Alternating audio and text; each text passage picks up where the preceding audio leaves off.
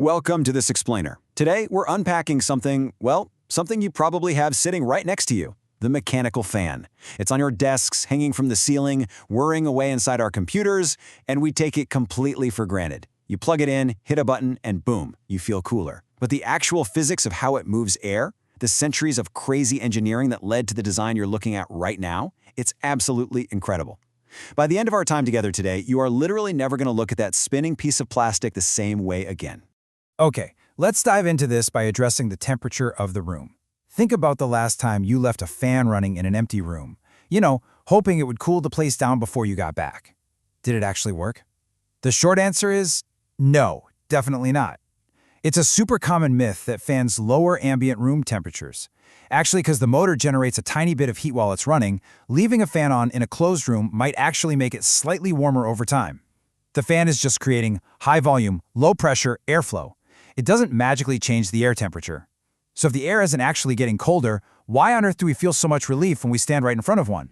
Well, the answer comes down to this fundamental concept. Fans don't cool the air, they cool people. When that breeze hits you, it's accelerating a biological process called evaporative cooling. Your body naturally produces sweat, right? And as that moisture evaporates off your skin, it absorbs and carries away body heat. A fan just speeds up this evaporation. It increases heat convection by constantly replacing the warm, humid air sitting right against your skin with drier air. It's incredibly effective, giving us that wind chill effect. But figuring out how to perfectly harness this interaction between moving air and human skin, well, that took us centuries.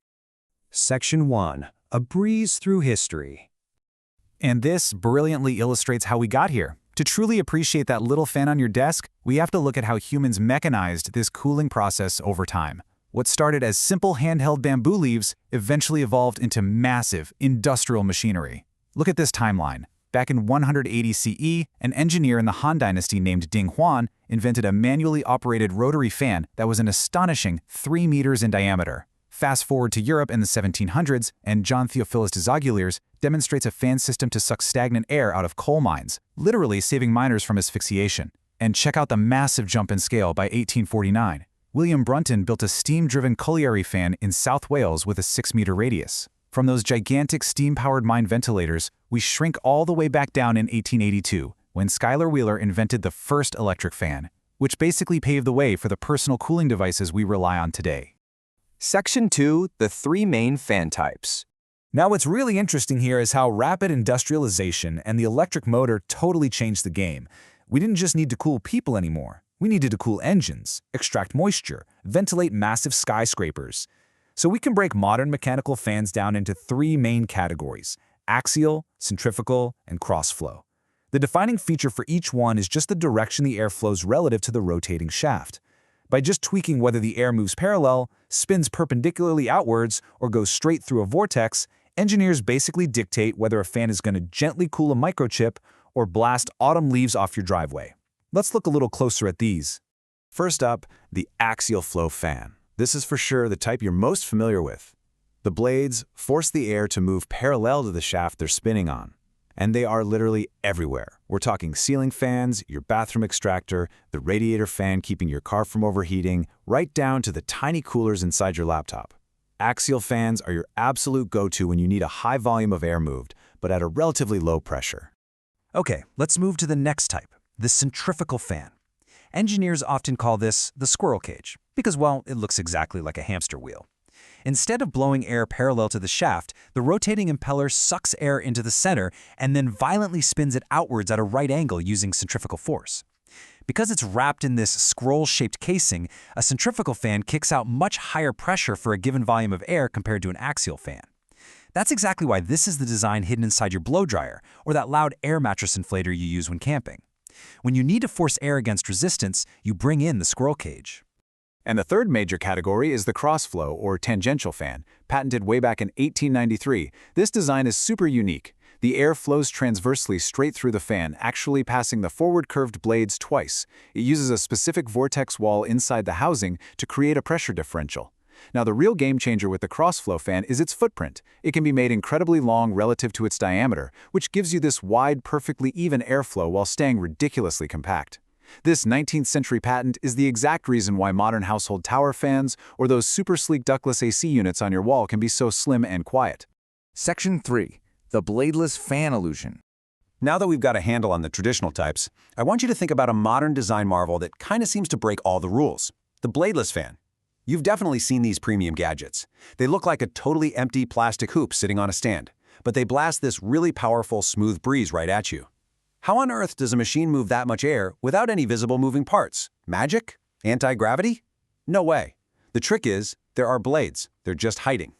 While this got super popular around 2009, the concept actually traces all the way back to a 1981 Toshiba design. Down in the cylindrical base, totally hidden from view, sits a high-pressure impeller fan. It sucks in a relatively small amount of air and shoves it up into that hollow ring. But wait, if the hidden fan is small, how does the ring project such a massive breeze? The secret here is pure fluid dynamics, specifically something called the Kawando effect. As that high-pressure air from the base squeezes out of a tiny slit inside the ring, it passes over an airfoil shape, pretty much exactly like an airplane wing. Because of the Kawando effect, this fast-moving fluid wants to stay tightly attached to that convex curved surface. As it shoots forward, it creates a low-pressure zone that literally drags the slower ambient room air along for the ride. It induces a much larger air mass to join the flow, multiplying the airflow into this perfectly smooth breeze, totally free of that choppy feeling you get from exposed blades. Just an absolute masterclass in using physics to create an illusion. Section 4. When fans stop working. So, the crucial point here is that whether we're talking about an ancient bamboo leaf or a high-tech bladeless ring, fan technology actually has some hard limits. Let's start with a really surprising engineering limit: acoustic noise. Fans get loud primarily because the rapid airflow causes vortices around the blades. But here's the crazy part. The relationship between a fan's speed and its noise is not linear. It's actually proportional to the fifth power of the fan's speed. In plain English, if you just have a fan's speed, you drop its noise by a whopping 15 decibels. This is why engineers obsess over weird blade shapes and uneven spacing to manipulate the noise spectrum rather than just spinning motors faster and faster. There is a hard acoustic ceiling on how fast a fan can spin before it's just unbearably loud. But honestly, there's an even more serious limit: human biology. Remember how we said fans cool people via evaporative cooling, not the air itself? Well, what happens when the room gets dangerously hot?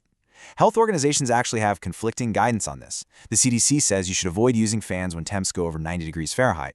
But the World Health Organization, they say you're good until it hits 104 degrees Fahrenheit.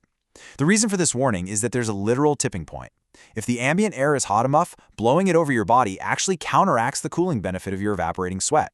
At that point, you're not cooling off. You are quite literally pointing a convection oven at yourself. And this leaves us with a pretty profound question. While studies show mixed results on the exact temperature threshold, the underlying physics is absolutely undeniable. As global heat waves keep intensifying and pushing our ambient temperatures higher and higher, at what exact point does the simple, everyday breeze meant to save us actually become a physical hazard? It's a pretty stark reminder that even though we spent 2,000 years mastering the mechanical engineering of moving air, we are still entirely at the mercy of the climate that air exists within. Thank you so much for joining me for this explainer, and next time you switch on that desk fan, I hope you have a newfound respect for the hidden complexity spinning right in front of you.